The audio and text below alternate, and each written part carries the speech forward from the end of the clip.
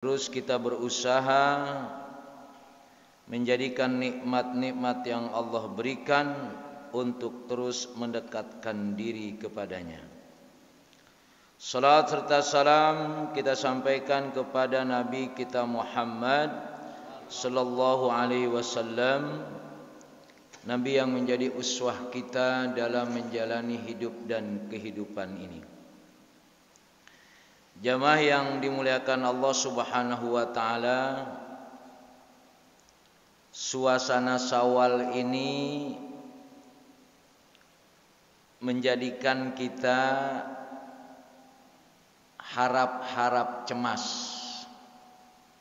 khaufan wa tama'an. Paling tidak harapan kita adalah setelah Ramadan Allah berikan kesempatan kepada kita untuk merubah hidup kita menuju manusia terbaik, yaitu manusia takwa. Mudah-mudahan Allah sampaikan itu kepada kita. Tapi bisa jadi apa iya gitu kan. Maka Syawal ini terus menjadi bagian amaliyah amma kita menjaga takwa kita. Karena mudah-mudahan Allah sudah mencatat kita menjadi orang yang takwa. Kita jaga di bulan Syawal ini. Ataupun bisa jadi ada perasaan, bukan perasaannya masih ada duit apa enggak gitu ya, tapi perasaan bahwa kita belum pada takwa yang sebenarnya. Maka Ramadan yang sudah kita jadikan sebagai sumber amal, maka di bulan Syawal ini kita kuatkan apa yang menjadi harapan kita, dan kita tetap harus meyakini bahwa Allah akan terus membimbing kita dan menjadikan kita orang-orang yang bertakwa. Maka di antaranya hubungan antara kita sesama manusia, sudah tentu ini menjadi media untuk saling memaafkan, untuk saling mendoakan. Aqulu lakum minal a'idina wal faizin taqabbalallahu minna wa minkum taqabbal ya karim. Al faiz itu pemenang. Siapa pemenang itu? Pemenang itu adalah orang-orang yang menikmati surga dalam hidupnya dan menikmati keindahan-keindahan nanti setelah meninggalnya. Ulaika humul faizun. Jadi menang itu ya bukan sekedar menang, tapi menang targetnya adalah, menangnya itu upahnya adalah surga. Ada menang upahnya kursi, ada. Ya. Ada menang upahnya jabatan, ada. Tapi kita setelah Ramadan ini mudah-mudahan menjadi orang-orang yang faiz, yaitu orang-orang yang akan mendapatkan surga yang terbaik. Amin ya robbal alamin. Mengawali ta'lim di pagi hari ini, kita lanjutkan pada satrul aurah, menutup aurat. Kita kadang-kadang sering bercanda, aurat gitu. Ya, karena memang dia sesuatu yang tidak layak diperlihatkan, sesuatu yang tidak mungkin dipandang oleh orang lain. Maka aturan aurat ini menjadi penting. Tinggal pertanyaannya, aurat ini syarat sholat atau syarat hidup? Ada orang nutup auratnya waktu sholat. Di luar sholat, nah, kembali kepada kebiasaannya. Nah, maka kalimatnya adalah, apakah aurat itu syarat sholat atau syarat hidup? Karena ada orang yang menutup aurat waktu sholat saja. Tapi setelah sholat, dia sudah tidak lagi memperhatikan auratnya. Hal yang perlu ditutup malah dibuka. Hal yang harusnya ditinggalkan malah dikerjakan. Hal yang harus dikerjakan malah ditinggalkan. Maka di sini kita akan mendapatkan nilai sholat kita itu apakah tanha anil fahsya wal munkar atau tidak.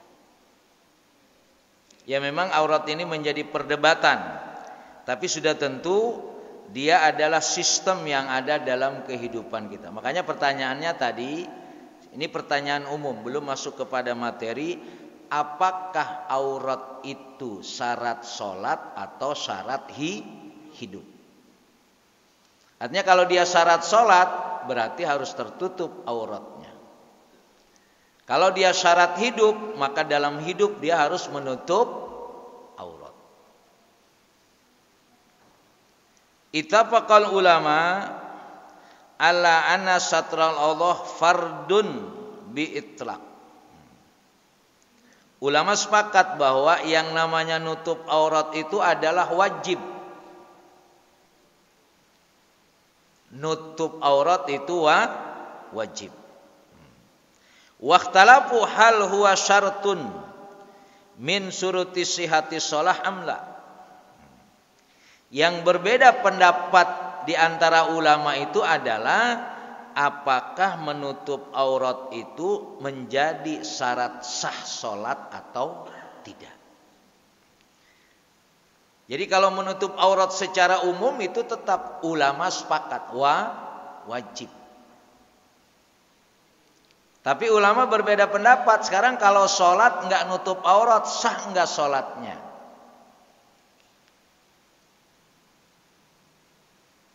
Jadi makanya tadi saya katakan tadi antara apakah aurat ini syarat hidup atau syarat sholat. Wa kadzalika ikhtalafu fi hadil aurah minar rajul wal mar'ah.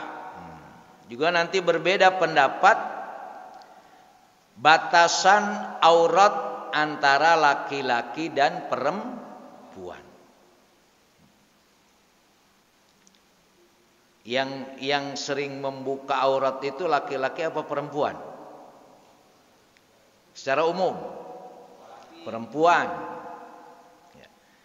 Ya laki-laki kadang-kadang ngikut-ngikut juga gitu. Ya, dia suka pakai celana pendek tapi di atas lutut. Nah, itu kayaknya gaya aja gaya itu kayaknya. Ya biar kelihatannya ada model dah hidup gitu ya. Ya, jadi kita hidup ini jangan model tapi melanggar aturan. Boleh aja bergaya. Ya, tapi jangan melanggar aturan. Jadi yang berbeda pendapat itu adalah apakah aurat itu menjadi syarat sahnya sholat atau tidak. Dengan kata lain, apakah kalau sholat tidak menutup aurat sah atau tidak? Karena nanti pada kondisi tertentu bisa jadi ada orang yang tidak punya bahan atau pakaian yang bisa menutup aurat. Bagaimana kalau dia tidak punya? Apakah dia tetap harus sholat? Lalu kalau sholat sah enggak sholatnya? Nah, itu di situ masalahnya.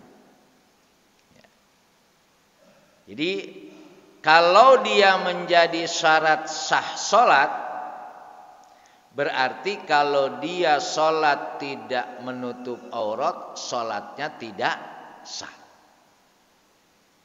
Sekarang bagaimana kalau dia nggak punya pakaian yang bisa menutup aurat? Masih ada nggak kira-kira orang nggak punya pakaian untuk menutup aurat?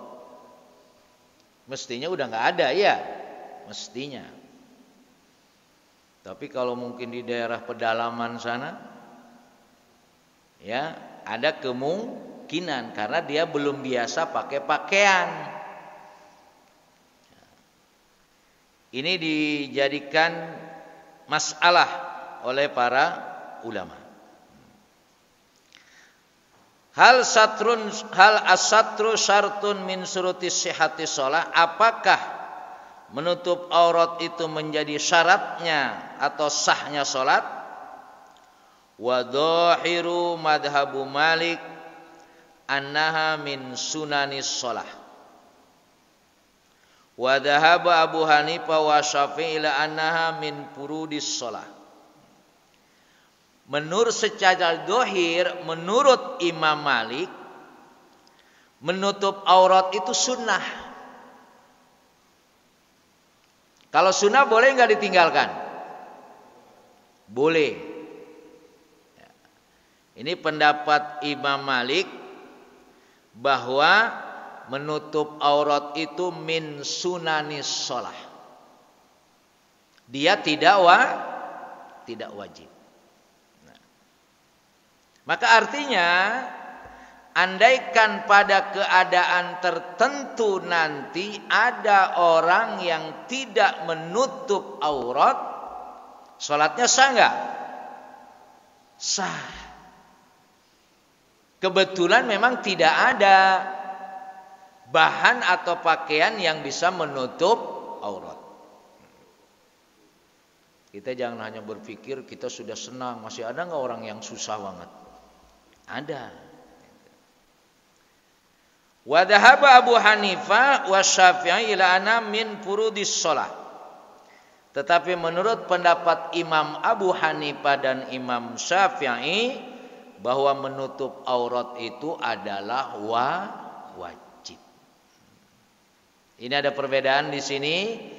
Imam Malik menyatakan sunnah, Imam Syafi'i dan Imam Abu Hanifah menyatakan wajib. Kenapa mereka berbeda pendapat? Nah ini dia. Ya. Jadi berbeda pendapat ini dalam kehidupan sering kali terjadi. Yang pasti berbeda pendapatan yang sering terjadi. Wasababul khilaf fi dzalika, kenapa Imam Maliki menyatakan sunnah dan Imam Abu Hanifah dan Syafi'i mengatakan wajib? Apa penyebab mereka berbeda pendapat? Ta'arudul asar wa ikhtilafum fi mafhumi qauli ta'ala ya bani Adam khudhu zinatakum inda kulli masjidin. Penyebabnya adalah ta'arudul asar. Ada hadis yang bertentangan. Ini biar mudah saja mengatakan bertentangan. Kemudian juga berbeda memahami firman Allah Subhanahu wa taala, ya bani Adam khudhu zinatakum inda kulli masjidin. Hai anak Adam, pakailah pakaian yang terindah ketika mau masuk masjid. Artinya ketika mau sholat. Jadi menggunakan pakaian yang terbaik, ini pengertiannya apakah menutup aurat atau memang memakai pakaian yang terbaik. Sekarang ada enggak yang auratnya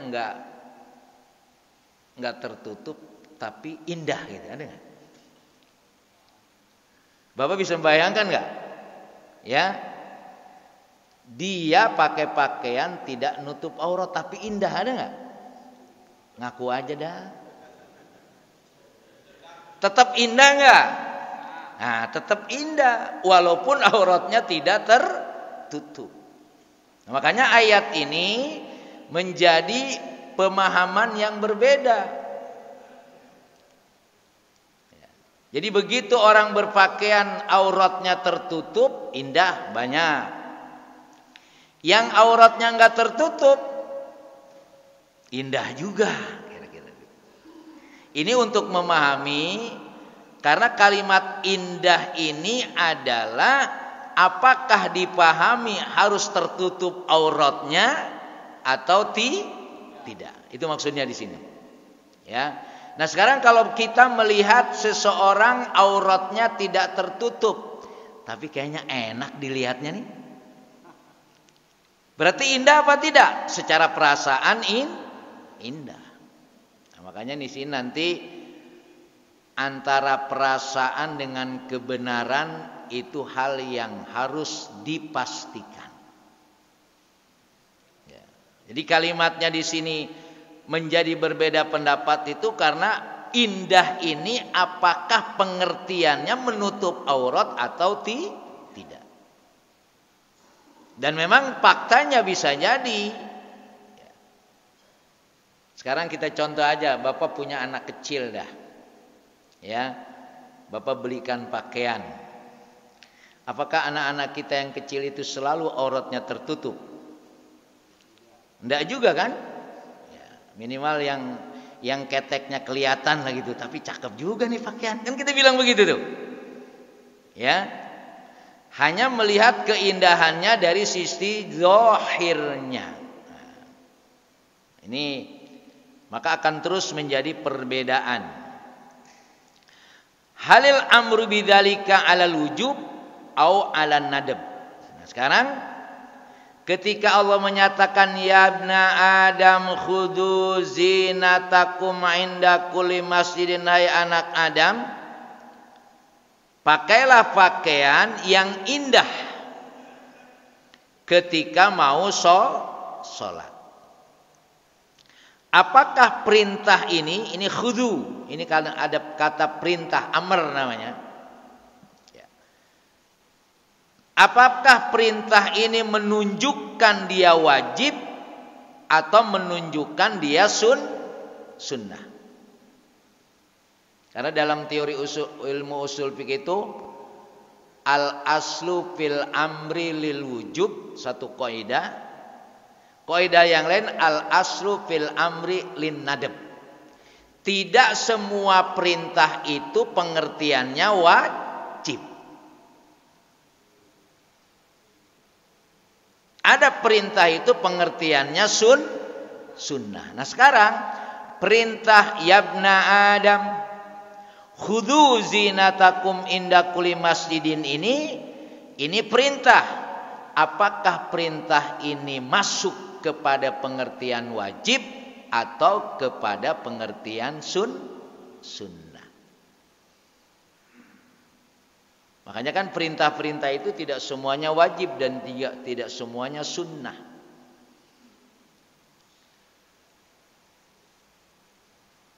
Paman hamalahu alal wujub qala al murad bi satrul aurat. Jadi kalau perintah ini dipahami adalah wajib, bukan sekedar indah tapi menutup aurat. Jadi amrun tadi khudhu. Khudhu ini jamak, kalau khud ambillah khudhu, itu untuk lebih dari satu. Kalau perintah itu dipahami kepada wajib, pengertiannya adalah satrul aurat, menutup aurat, bukan sekedar keindahan. Walaupun sekarang alhamdulillah insya Allah keindahan itu menutup aurat. Pakaian-pakaian ibu-ibu itu modelnya lebih banyak, ya, dan indah sekaligus menutup aurat. Tapi ada juga yang kelihatannya indah tapi tidak menutup aurat. Nah, Bapak pilih yang mana? Kan kira begitu ya. Ya yang indah menutup aurat Ustaz. Alhamdulillah. Ya. Tapi kalau dalam kehidupan kan warna-warni. Wahtajja lidzalika bi anau sababu nuzuli hadil ayah kana annal mar'ah kanat tatub bil bait uryanah. Ternyata ayat yang tadi yabna adam khudu zinatakum inda kulli masjidin, ayat ini turun memang ketika itu ada orang yang tawaf di Ka'bah dia telanjang. Jadi zaman jahiliyah itu sampai seperti itu. Ya. Jadi tatufu bil bait uryanah. Jadi ada orang yang tawaf di Ka'bah waktu itu, ya, mereka telanjang, maka turunlah ayat ini. Jadi ayat ini sebetulnya, nah kalau orang posisinya telanjang, terus dikatakan pakai pakaianlah yang baik. Pengertiannya kan tidak mesti nutup aurat kan? Kalau menutup aurat itu lebih baik. Ada orang telanjang, ya, lalu kita kasih pakaian, kira-kira yang paling penting mana yang harus ditutup? Nah, kira-kira begitu memahaminya ya. Ya. Makanya nanti dalam ikhtilaf kaitannya dengan aurat nanti akan terjawab. Jadi ketika orang telanjang, ente jangan telanjang, nih pakai pakaian. Bapak kasih pakaian yang kira-kira yang seperti apa, yang supaya kalimat telanjang itu tidak ada padanya. Ya minimal daerah-daerah tertentunya tertutup. Itu pemahamannya seperti itu. Walaupun ayat tadi dipahami oleh para ulama tadi, memang ayat diperintahkan untuk berpakaian yang terindah, itu tidak berarti harus menutup aurat. Cuma memang ayat ini turun waktu itu ada orang yang tawaf di Ka'bah dia telanjang. Jadi bisa dua pengertian, ya, supaya ditutup. Nah ditutup ini kan berarti enggak telanjang. Apakah semua tertutup? Bisa jadi. Apakah tidak semuanya tertutup? Bisa jadi. Karena kalimatnya adalah jangan telanjang ketika tawaf. Panazat hadil ayah wa amara Rasulullah ala yahujja ba'dal am mustarikun wa la yatufu bil bait uryana. Maka setelah ayat ini turun, itu tadi yang tawaf siapa Pak yang telanjang itu Pak? Hah? Dia itu orang musyrik. Ya. Makanya ketika ayat itu turun, ya, amara Rasulullah memerintahkan ala yahujja ba'dal am musyrikun. Maka tidak boleh, karena Ka'bah waktu itu bukan milik orang muslim saja. Ya. Yang memuliakan Ka'bah itu bukan orang muslim saja. Sehingga orang musyrik pun menikmati Ka'bah itu, cuma tawafnya dia telanjang. Turunlah ayat tadi. Maka ketika ayat tadi turun, lalu Rasulullah menyatakan tidak boleh orang melaksanakan haji tahun depan orang musyrik. Karena orang musyrik kalau tawaf dia telanjang. Yang kedua, wala yatufu bil bait uryanan, dan tidak boleh orang yang tawaf itu telanjang. Ini sudah tentu konotasinya masih kaitannya ketika ibadah. Ya, ketika ibadah. Wa man hamalahu 'ala nadbi qala al murad bidzalika az-zinah adh-dhahirah minar rida wa ghairu dzalika minal malabis allati hiya zina. Sedangkan yang menyatakan ayat itu adalah sunnah, pengertiannya adalah secara zahir, yaitu ar-rida. Ar-rida itu kalau model kita kayak sorban lah. Ya. Kita kan ada yang sholat, ada yang pakai sorban, ada yang tidak. Jadi ya sekedar saja sholat gitu ya. Maka pengertiannya adalah zina itu sendiri, keindahan itu sendiri adalah al-malabis allati hiya zina. Pakaian-pakaian yang memang ketika kita gunakan untuk sholat itu indah. Dulu saya di pesantren itu kalau sholat paling tidak sholat Jumat dan sholat Maghrib itu disuruh pakai jas. Kan lebih indah kan? Cuma kalau bapak pakai jas, ente mau sholat atau mau kawin lagi? Ntar soalnya begitu. Ya. Jadi waktu jadi santri begitu, ada anjuran.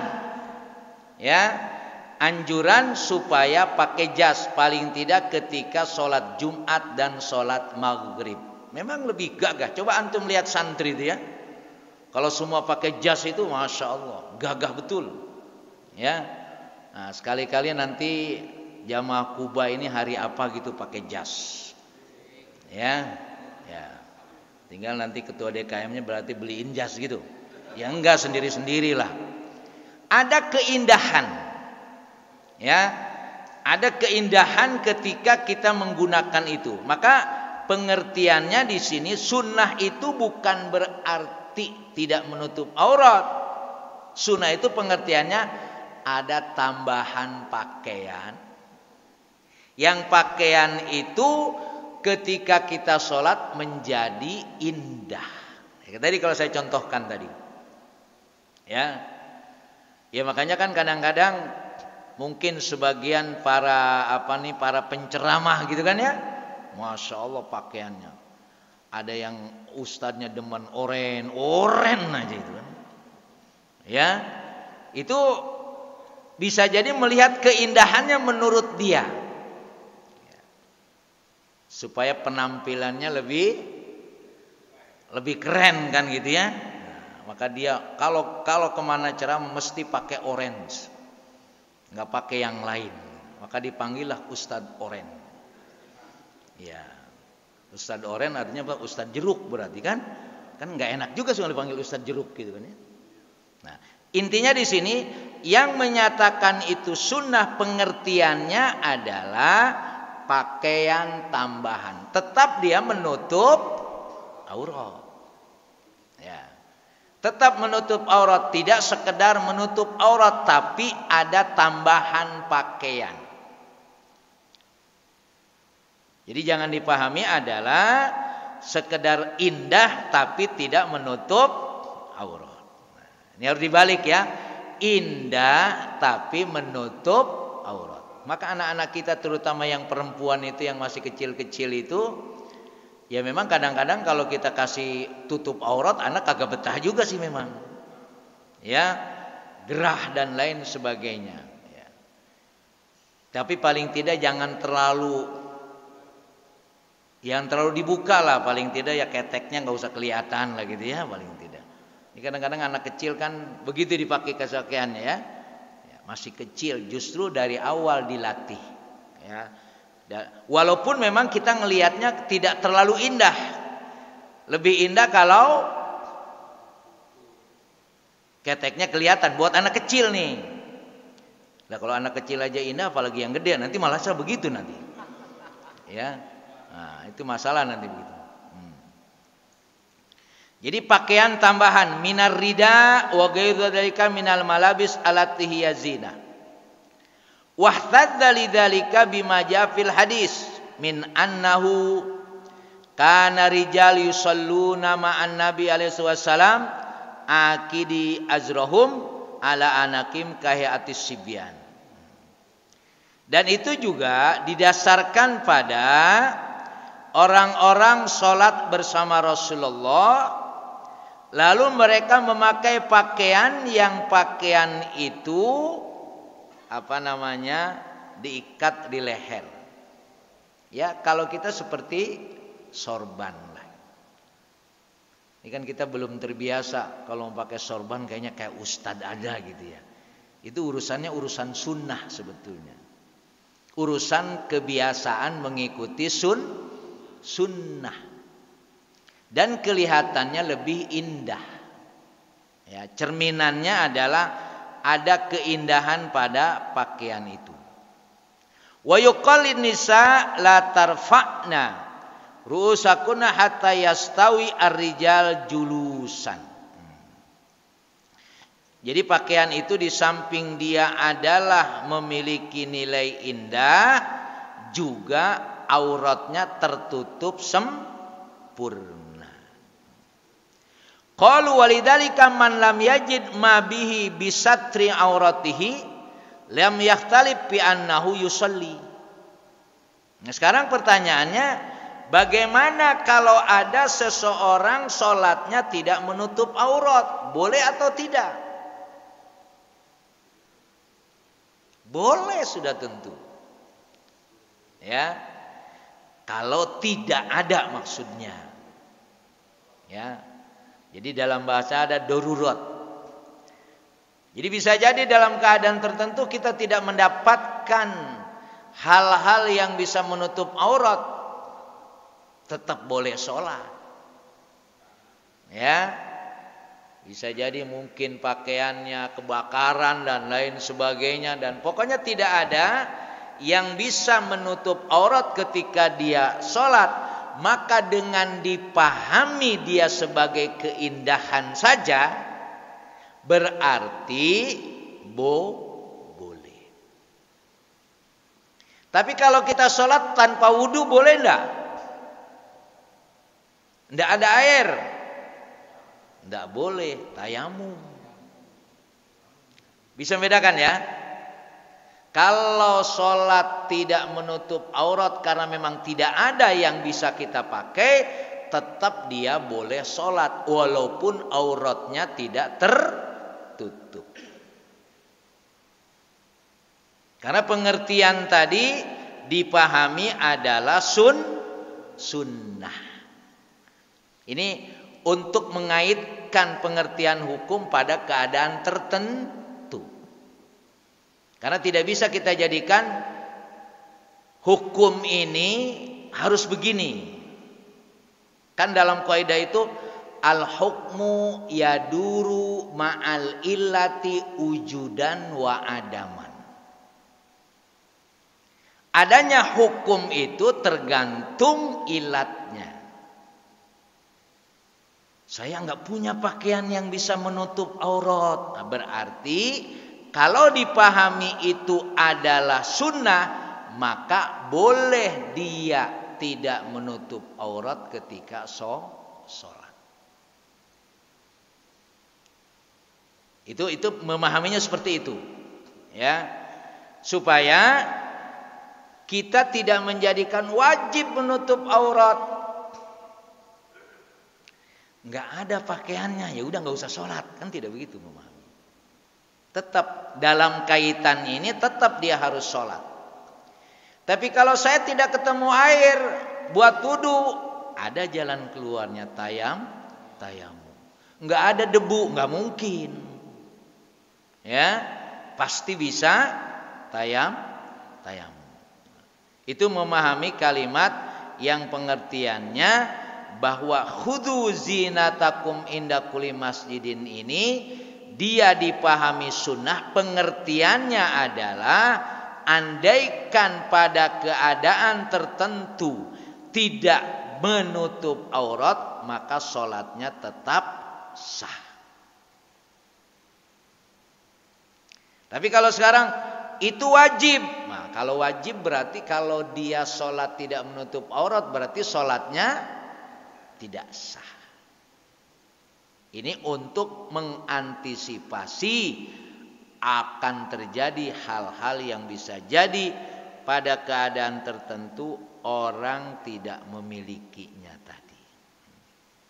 Makanya kalau semua keadaan sesuai dengan apa yang harus dilakukan, semua akan berulang-ulang. Kan hukum itu terjadi keadaannya.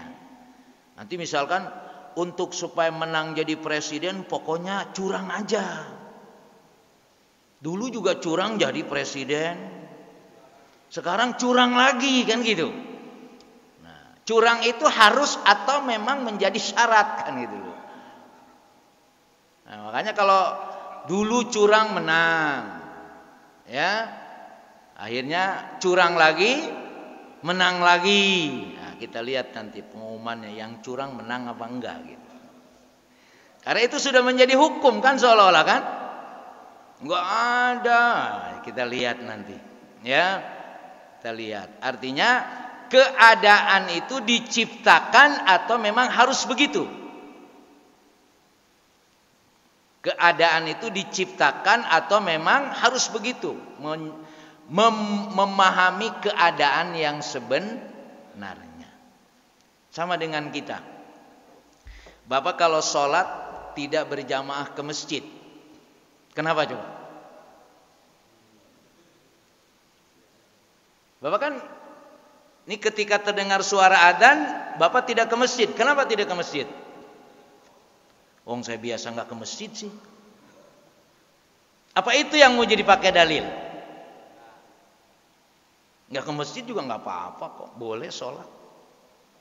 Nah, seperti itu Pak ya. Jadi apa yang kita lakukan itu dasarnya apa? Makanya kan kita harus punya sikap dalam hidup ini.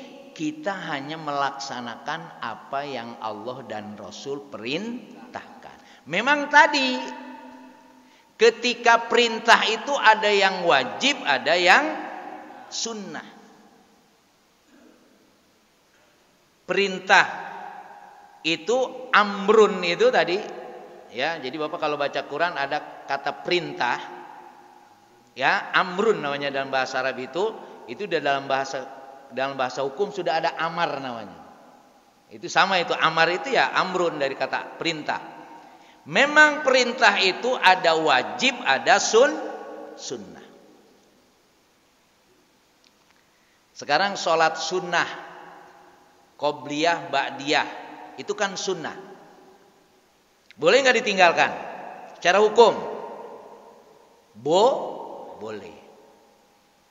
Tapi jangan lupa, sholat qobliyah ba'diyah sunnah itu untuk menambal. Apakah sholat wajib kita bolong atau tidak? Sekarang kita kalau sholat wajib bolong apa enggak? Bolong itu pengertian baru Allahu Akbar, ingat kunci motor, kunci mobil. Padahal enggak ada hubungannya. Apalagi ibu-ibu mungkin begitu Allahu Akbar, ya rendang belum dipanasin, opor nanti asem. Itu bolong atau tidak? Kalau memang bolong berarti sholat sunnah itu nilainya seperti wajib. Udah ketahuan bolong apa nggak ditambal? Begitu. Ya, makanya sunnah ini dipahami sebetulnya tetap kembali kepada fungsi yang sebenarnya. Kalau sholat sunnah itu adalah fungsinya menambal, pertanyaannya, Bapak sholat wajibnya bolong apa enggak? Ini jangan bicara khusyuk dah. Ya, bolong apa tidak? Kalau sadar bolong berarti harus ditambal. Kalau harus ditambal berarti sholat sunnah seperti wajib. Itu memahaminya. Supaya sunnah itu tidak dipahami secara hukum saja. Makanya nanti kan akan membedakan antara sunnah Rasulullah dengan hukumnya sunnah. Sunnah Rasulullah artinya apa? Kebiasaan yang dilakukan oleh Rasulullah. Rasulullah kebiasaannya kalau sholat itu berjamaah atau tidak? Berjamaah. Berarti kita pengertiannya mengikuti apa yang dilakukan oleh Rasulullah. Memahaminya seperti itu. Karena kalau Bapak memahami sholat berjamaah itu sunnah, ya tadi. Wong sunnah kok. Emang nggak boleh sholat di rumah kan gitu. Nah makanya harus ditingkatkan. Ya. Ini ba'da Ramadan ini kita harus juga memang memahami lebih jauh, paling tidak memahami kaitannya dengan ibadah tadi. Ya, jadi kalau pengertian sholat tadi harus memakai pakaian yang indah, bukan sekedar indah, tapi menutup aurat. Indahnya seperti apa? Ya relatif. Ini sekarang aja kita bermacam-macam nih model pakaiannya. Ya, apalagi peci udah warna-warni sekarang ini. Ya. Banyak betul modelnya itu. Ya. Mungkin Bapak ketika ngelihat, wah, cakep juga tuh pecinya tuh. Nah, besok nyari kan kira-kira gitu kan? Ya. Jadi keindahan yang kita pakai dalam sholat ini adalah tetap menutup aurat, tapi keindahannya terus. Ini ada peci udah hitam, ya bulukannya kagak jelas lagi masih dipakai. Coba perhatikan tuh, ya. Jadi jangan sampai kita memahami keindahan, ya kan yang penting menutup aurat dulu. Saya sering melihat tuh orang-orang tua itu kalau sholat pakai sarung sama anduk aja dicantelin di sini. Iya kan? Boleh nggak tuh? Boleh menutup aurat kok. Tapi kan kurang indah. Maka sekarang alhamdulillah ya, sudah pakai pakaian yang putih bersih, pakai sorban. Masya Allah. Ya. Dan ini harus dijadikan sebagai media supaya kita merasakan sholat lebih khusyuk. Bukan sekedar berpakaian, tapi pakaian itu memang mengarahkan kita ketika kita sholat merasakan lebih khusyuk. Itu pengertian indah dan menutup aurat. Saya kira ini yang bisa saya sampaikan kaitannya dengan satrul aurah. Ya, nanti pada pertemuan berikutnya aurat laki-laki dan perempuan itu beda. Seperti apa bedanya? Ya, supaya memahami aurat ini memang bukan sekedar ketika sholat. Ya. Ini kita kadang-kadang pakaian yang terbaik yang dipakai adalah kalau mau kondangan. Ya, makanya ada istilah, kalau Bapak punya pakaian baru, pakaian itu gunakan untuk sholat terlebih dahulu, bukan untuk kondangan doang. Gitu ya, supaya keindahannya lebih jelas. Saya kira ini yang bisa saya sampaikan. Saya kembali kepada moderator. Assalamualaikum warahmatullahi wabarakatuh.